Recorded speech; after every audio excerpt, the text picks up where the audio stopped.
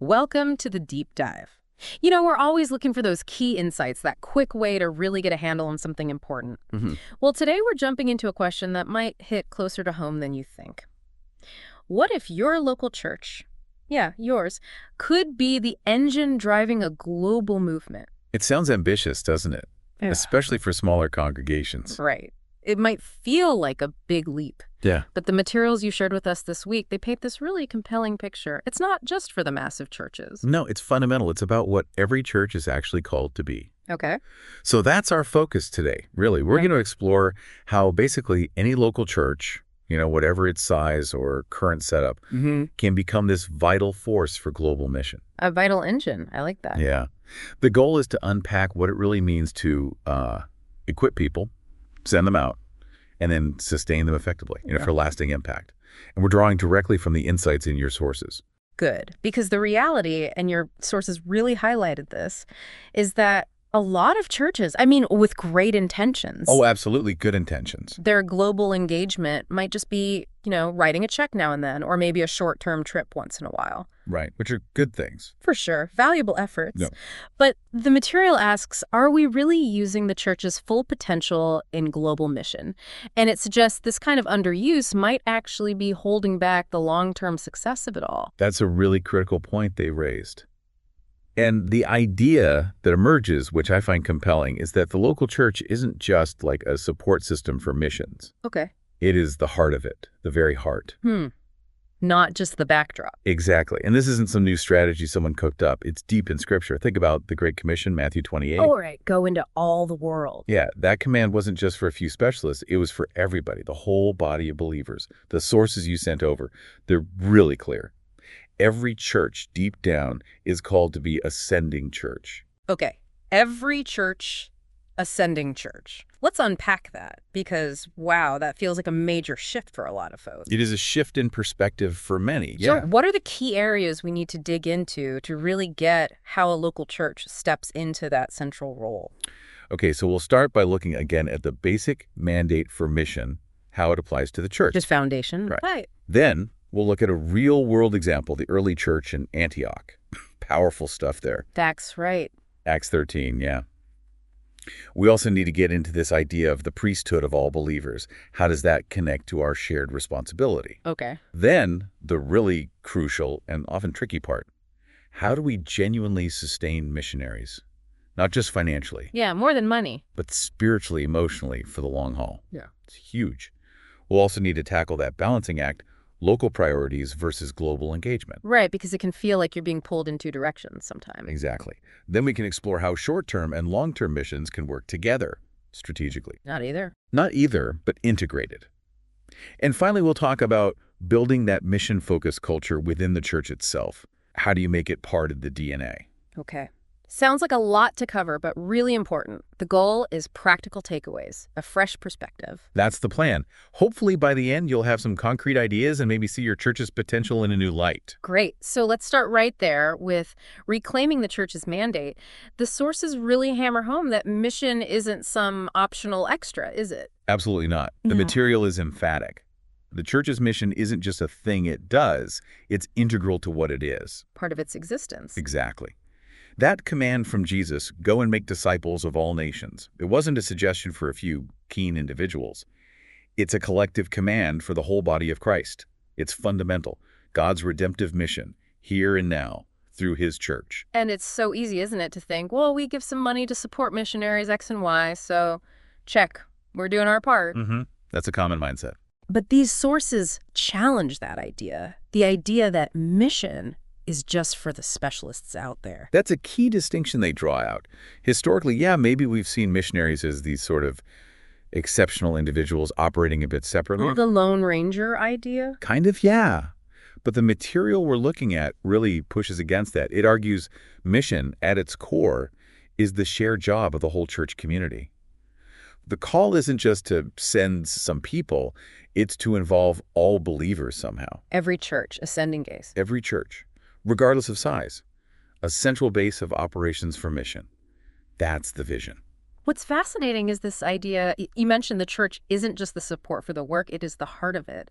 Why do the sources stress that so much? Well, think about it like this. Missionaries aren't meant to be isolated agents. They're really extensions of the local church's own ministry. Ah, okay. Sent out with the church's blessing, its ongoing support, and yeah, its accountability too. The local church is where people are usually first nurtured in faith, right? Yeah. Where they get equipped, trained, maybe get the theological grounding, the practical skills, even the cultural awareness needed. It's often in that community that a calling is first recognized, encouraged. Where the spark catches fire. Exactly. Mm-hmm. Where a passion for global outreach starts. So in that sense, the church itself is the real sending agency. And your sources trace this idea back through the whole Bible story, don't they? It's not just a New Testament thing. Precisely. Genesis to Revelation, the story is God reaching out, calling people, communities, to join his redemptive work. Right from the start. Yeah. And the church, the body of believers, that's God's chosen instrument right now to carry this mission forward. Even in the Old Testament, Israel wasn't just blessed for themselves. They were meant to be a light to the nations around them. Okay. The New Testament obviously continues to take the good news to all peoples. Paul's letters, they constantly talk about the church equipping believers for ministry, underlining that shared responsibility. So this sending church model isn't newfangled. It's grounded in these core truths. Exactly. It puts the local church right in the action, not on the sidelines. An active, essential participant in God's global plan. Sending missionaries isn't just charity. It's fundamental to the church's identity, its core calling. Every single congregation. Every single one, regardless of size or money, has a vital role in expanding God's kingdom. Okay, so what does this look like practically? How does a church today really step up into this more active role? Your sources mentioned some shifts in thinking and practice. Yeah, they did. First, it means rethinking church leadership. Pastors, elders, they need to champion global mission, not just as another program. But central. Central, woven into the fabric of the church. They need to teach the why from Scripture, inspire the whole congregation to see themselves as participants. Okay. Second, churches need to intentionally become these hubs for mission engagement. Create real opportunities for members to learn about global needs. Maybe join short-term trips that connect strategically with long-term work. Right, not just random trips. Exactly. And even help people explore if they might be called to long-term service. The church becomes a place that actively sends and actively supports those already out there. And you mentioned support shouldn't end when someone gets on the plane. The sources really stress that connection. Absolutely. That's the third big shift. Cultivating long-term relationships. Missionaries are still part of the church family, right? Yeah. So churches need to move past just the commissioning service. Sending needs to be seen holistically sustained engagement, real accountability, genuine care. This idea of missionary care teams comes up often. Where small groups take responsibility. Yeah, small groups focusing on regular prayer, consistent encouragement, maybe even practical help for specific missionaries throughout their service. Fourth, broadening the definition of mission itself. It's not just crossing oceans. It's reaching unreached people right in our own cities, among refugees, in our workplaces. Mission ever. Everyone has a role overseas or local. And finally, a real commitment of resources, financial, and prayer. Mission needs fuel. People and money. People and money. The church needs to intentionally budget for it and prioritize praying for global outreach. So the big picture goal is turning the church into the mission engine, everyone playing their part. Exactly. The vision is the church reclaiming its role as the primary driver of mission. Spreading the good news becomes this shared journey, uniting believers everywhere. Your sources use this image, like an official representative sent by their community. An ambassador. Right. Every missionary should be backed, sustained, sent with the full blessing of their local church. Together, the church can fulfill that mission to make disciples of all nations much more effectively. This flows really nicely into talking about the Antioch church as a model. Your sources give it a lot of weight, don't they? They really do. Antioch wasn't just any early church. It was vibrant, diverse, dynamic. They were actively seeking God's will, living with real purpose. And that's where Paul and Barnabas were sent from. Exactly. Acts 13 tells us the Holy Spirit spoke there, and the church together discerned God's call to set apart Barnabas and Paul for the work he had for them. Not just the leaders deciding in a back room. No, it was communal. Involved fasting, focused prayer by the whole church community, a collective act of seeking God's direction. So sending them wasn't spontaneous. It was deliberate, prayerful, the whole community involved. Precisely. And what's really instructive is what happened after they were sent. The church didn't just wave goodbye and forget them. Yeah. Acts 14, verse 27. Paul and Barnabas come back to Antioch after their first big journey. And what do? They report back To the church. to the whole church, gathered them together, shared everything God had done through them, how he'd opened the door of faith to the Gentiles. Wow. So it wasn't just an informal chat. It was intentional accountability. Exactly. They consciously returned to their sending church, shared experiences, reported on progress, and importantly received encouragement, maybe guidance, from their home base. So it highlights this ongoing partnership. A vital, ongoing partnership. Antioch wasn't just a launchpad. It was a continuous home base, actively involved in the whole thing. Your sources point out how Antioch participated in the whole cycle: discernment, commissioning, ongoing partnership, accountability when they returned. Yes, absolutely. Okay. They prayed intensely before they left. They undoubtedly encouraged them through challenges on the road. They celebrated the victories with them when they came back. That's a strong model. It really challenges us today, doesn't it? To move beyond just passive support, to actively engage in discerning, empowering, and sustaining partnership. Sending churches now need robust systems for discipleship, training, preparation for anyone thinking about service. Like equipping soldiers for battle. Exactly. You wouldn't send someone into a complex situation untrained. The church has to equip people spiritually, theologically, culturally, psychologically for the demands of missionary life. And that relationship, sending church and missionary, was clearly meant to be long-term, mutual prayer, accountability. Absolutely. Sending churches need to proactively keep in touch, not just in crises, but regularly throughout their service. Setting up clear systems for accountability and support means missionaries don't feel isolated, They feel connected. deeply connected to a community that cares about their well-being and the gospel's progress. Continuous prayer, regular encouragement, safe spaces for honest dialogue. Mission's a long journey, not a one-off. Churches have to commit to walk alongside for the long haul. So Antioch really stands out as this foundational blueprint for churches wanting to be vibrant, engaged, global mission hubs today. Exactly. It calls us to see the local church as the primary sender, discerning the spirits leading together, sending people out with intention, full support, and genuine love. Reclaiming this means realizing global mission isn't just for a few superstars. It's the work of the whole church body, actively joining God's redemptive plan. This leads us right into that concept of the priesthood of all believers. How does that theological idea connect here and reinforce the church's mission role? Well, what's insightful here is how sometimes the focus on an individual's personal call to mission, it can overshadow the bigger truth that mission is fundamentally collective. God definitely calls specific individuals, yes, but he almost always does it within the context of a community, the local church. And that community doesn't just, rubber stamp the call. It does more. It plays an indispensable role in affirming it, nurturing the person, equipping them, and ultimately empowering those who go out. So the church becomes the framework through which God's global mission happens effectively. And this is where that doctrine, the priesthood of all believers, 1 Peter 2.9, really comes in, right? Precisely. That foundational idea speaks directly to the shared collective responsibility of the whole church. Okay, maybe not everyone is called to physically move across borders. Right. But the implication is every believer is called to contribute somehow to God's mission in the world. That changes everything. It fundamentally transforms how we see the church's role. It's not just the work of a few extraordinary people overseas. It's the active work of the entire church body. The individual missionary isn't isolated.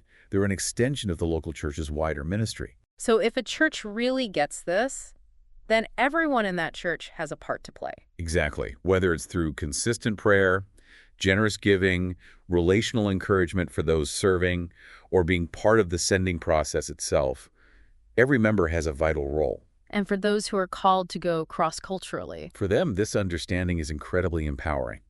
They're not stepping out alone. They're sent as representatives of a larger body, a committed community standing behind them, supporting them in every sense. Their mission isn't just their personal thing. It's the church's mission, too. It's the shared mission of the church, carried out by them on behalf of the community that equipped and sent them. Your sources talk about the sending church being a catalyst for global mission. Mm-hmm. What does that active role look like practically? Well, the sending church isn't passive in this. It's the force that sets the journey in motion. By intentionally identifying, preparing, sending missionaries, the church doesn't just do global mission. It changes itself. It profoundly expands its own sense of purpose, its identity. Yeah. It consciously becomes this living entity participating in God's work. Hmm. Sending implies ownership, commitment, involvement. A recognition that the church's mission isn't just local, It's bigger, global. part of a much broader movement. In a very real way, the local church becomes the primary mission base, sending the gospel out. And this requires moving away from that Lone Ranger missionary idea we talked about. Absolutely. Missionaries aren't truly alone, or shouldn't be. Ideally, they're sent by, supported by, and accountable to their local church, the strength and resilience of a missionary. It's often directly tied to the health and commitment of their sending church. Makes sense. So a church embracing this collective responsibility cultivates spiritual discernment, helping members see their role, whether going, sending, supporting. It prioritizes equipping and training for cross-cultural work, theological, cultural, practical skills. And crucially, it offers consistent, ongoing support.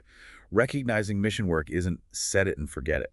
And that ongoing support is exactly where this idea of truly sustaining missionaries comes in. Your source has spent a lot of time on this, saying it's vital for long-term effectiveness. Yes, absolutely vital. Because the send-off, that's important, often exciting. Yeah. But the reality of the field isolation, cultural stress, spiritual battles, it takes a huge toll. It must be incredibly tough. It can be. So sustaining missionaries is just as, maybe even more critical than sending them initially. It's about this ongoing long-term commitment to their whole well-being. Holistic well-being. Spiritual, emotional, financial stability. Without that comprehensive support, even the most gifted, passionate missionary can burn out, get discouraged, become less effective. Your sources mention 3 pillars for this support: financial, spiritual, and emotional. Let's start with financial. It's more than just the initial fundraising, right? Much more. Financial support needs to be consistent, reliable. Not just getting them to the field, but ensuring they can live and minister effectively without constant money worries. How can churches do that well? Well, the sources suggest things like having a dedicated missions fund in the church budget, regularly replenished from general income. That gives more security. Okay.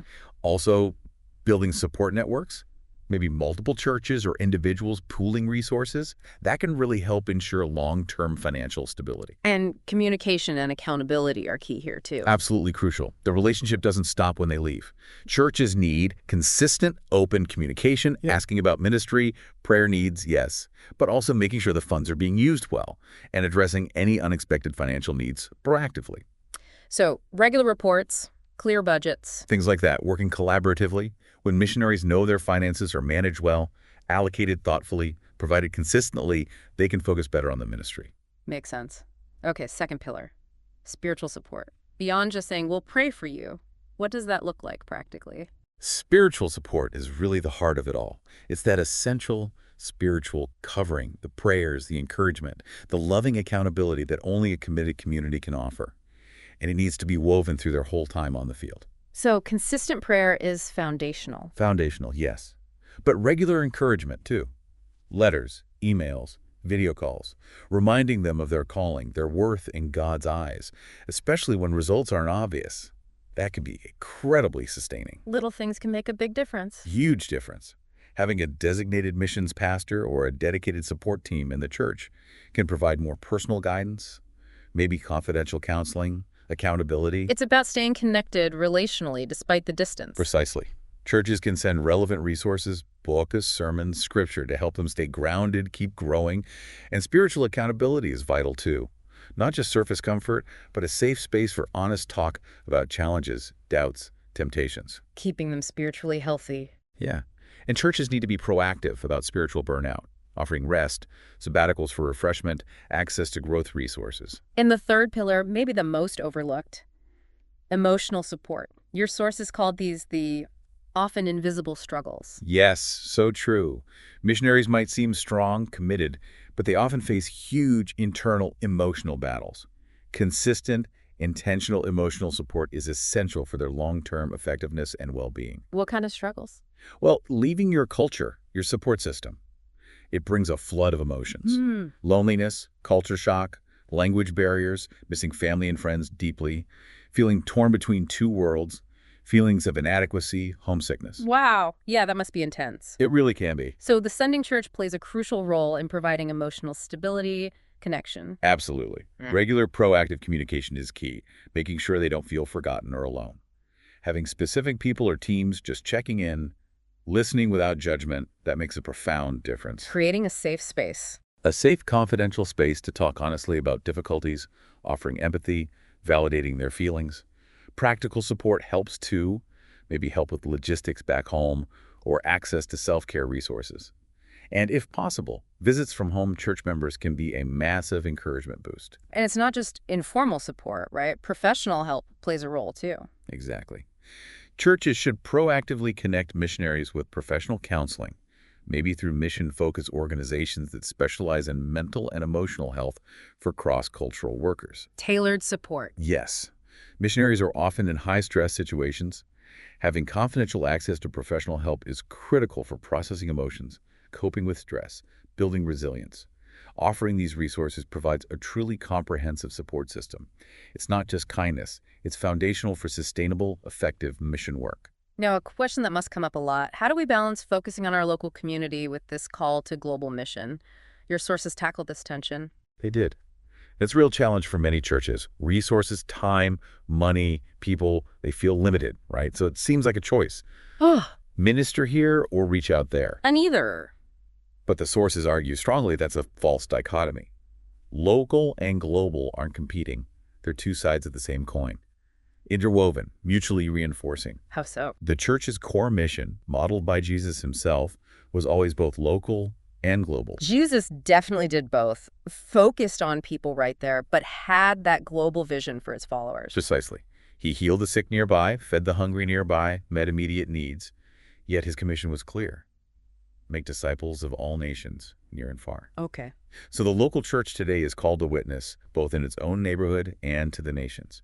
It's not choosing one over the other. It's understanding both are essential parts of a holistic biblical vision for God's mission. An effective local mission can actually fuel global impact. Often, yes.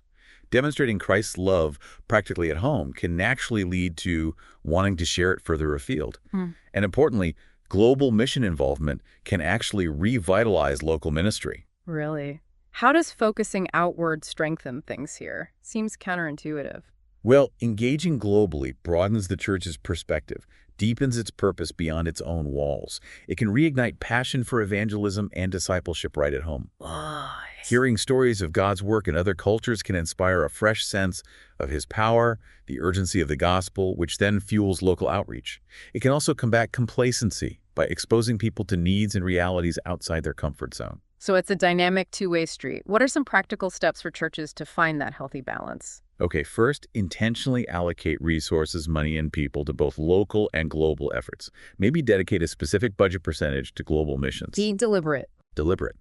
Second, develop strong, authentic global partnerships, long-term relationships, not just funding. Third, weave global mission into the church's regular life missionary updates, guest speakers, stories shared in services, education. Make it visible. Exactly. Fourth, cultivate a global mindset through education, focused prayer for global needs, celebrating successes both local and global. Your sources even mention this beautiful idea of a two-way exchange, learning and resources flowing between local and global church. Absolutely. Churches involved globally often gain fresh insights into mission methods that can invigorate local practices. And local teams might offer skills or manpower to support global efforts. It's synergistic, strengthening the whole global church. So the goal is this unified vision. Local fuels global, global energizes local. Exactly. A dynamic, expansive vision for God's kingdom. Now let's get into the practical ways churches engage. Short-term and long-term missions. Your sources stress these aren't mutually exclusive, but can work together strategically. Right. Both are powerful tools. Short-term missions, STMs, offer those focused bursts of effort, maybe making a tangible impact quickly. Long-term missions, LTMs, involve that deep, sustained engagement over years, relationship building, cultural immersion, long-term transformation. And the real power is integrating them. That's where the strategic value lies. STM can be a catalyst for LTM, helping someone discern a longer call or giving experience to better support long-termers later. And LTM provides the context, continuity, and purpose for STM efforts. So the church's strategy should try to bridge that gap, create synergy. Absolutely. STM shouldn't be isolated events. They should be part of a larger journey towards deeper engagement. Aligning short-term efforts with a long-term vision creates this continuous cycle, equipping both types of missionaries better. A really impactful strategy uses both in a coordinated way. Okay, let's look closer at short-term missions. What's their value beyond just the trip itself? STMs offer amazing cultural exposure, real perspective shifts that can stick with participants. Being immersed, even briefly, breaks down prejudices, fosters compassion. Opens eyes. Definitely. It can also be a crucial first step for someone considering long-term service, a taste of the realities, helping discern a call. Plus, STMs build relationships, which are foundational for ministry. Those initial connections can lead to long-term partnerships. And people come back fired up. Often, yes. They become ambassadors for mission back home, sharing experiences, inspiring more involvement and support. But the sources cautioned against STMs being just feel-good trips. They need strategic alignment with long-term goals. Precisely. To be truly effective and avoid harm, STMs must be part of a bigger long-term strategy focused on sustainability. Short-term work should align with what long-term missionaries and local partners are already doing. Supporting existing work, not creating dependency. Exactly. Contributing, not just providing temporary relief. And follow-up after the trip is crucial. STMs should be designed with a long view, empowering local leaders, avoiding unhealthy dependency. The goal isn't to do the work for people, but equip and empower them. So what are some best practices for churches doing STMs? Okay, focus on genuine needs identified by the local community. Prioritize building real relationships over just finishing projects. Ensure thorough preparation and debriefing for the team. And view STM as a catalyst for transformation in participants and communities, potentially leading to deeper engagement and local self-sufficiency. Got it. Now, the other end. Long-term missions. Your sources describe this as maybe quieter, less visible initially, but profoundly transformative over time. Exactly. LTM requires that deep, sustained commitment, years, even decades. That allows for truly holistic, lasting impact. Sowing seeds patiently, letting them take root. Deep cultural immersion is key there. Indispensable. Living within the community, learning the language, painstakingly building those deep, authentic, trust-based relationships needed for effective, sustainable ministry. And the focus shifts from temporary aid to fostering sustainable change. Absolutely. LTM prioritizes building lasting systems, infrastructure, whether education, healthcare, economic development, planting local churches, enabling communities to thrive long-term. Capacity building is huge, empowering locals to take charge of their own future. And long-termers can tackle deeper issues. They're uniquely positioned to understand complex systemic challenges, advocate for justice through those deep relationships they've built. Mentorship and discipling local leaders seem absolutely central to LTM's lasting impact. Yes, a crucial element. A primary goal is identifying, equipping, raising up local leaders who can carry the ministry forward long after the missionary moves on. The multiplying effect. Exactly. Investing in local believers ensures the work becomes truly indigenous, self-sustaining. The missionary's role shifts from doing the ministry to equipping and empowering locals to lead and serve. What are key strategic points for churches supporting LTM effectively? Strong local relationships based on respect and sensitivity are paramount. Thorough pre-field prep and training are essential for effectiveness and resilience. And consistent, sustained, long-term support from the sending church, financial, spiritual, emotional, is absolutely vital. Keeping that connection strong. Regular, open communication, a deep sense of partnership, so they never feel isolated. Ultimately, LTM provides the bedrock for lasting change, patiently planting and nurturing hope for the long haul. This all leads so naturally to intentionally cultivating that mission heartbeat within the whole church. It's more than just programs. It's about a mission-oriented culture. Exactly. To consistently send and support effectively long-term, mission needs to be this central, sustainable heartbeat for the whole community.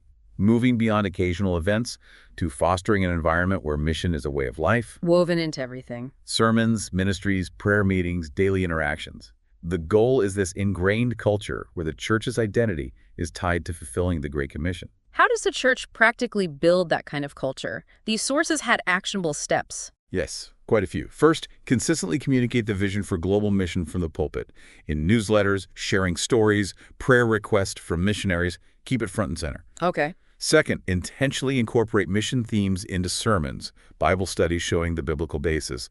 Third, organize mission activities, local outreach, strategic global trips, partnerships, providing practical ways to engage. Get people involved. Right.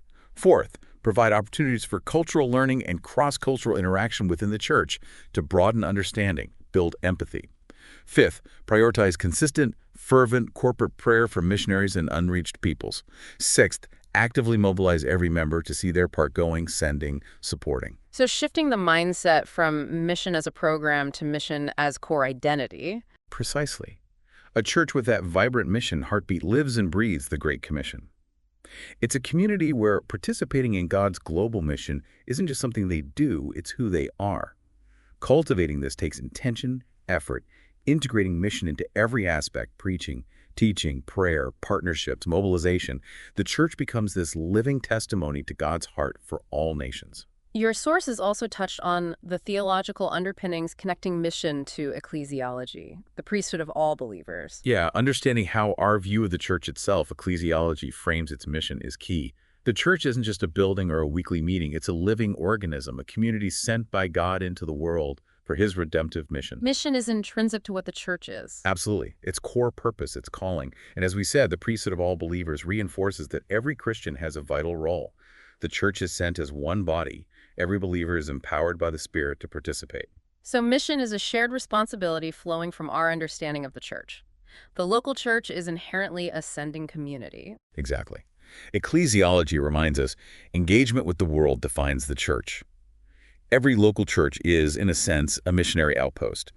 This understanding leads churches to intentionally identify, train, equip members for mission work, not just trips, but living missionally daily. Empowering everyone. Utilizing their unique gifts, callings, whether going, sending, praying, giving.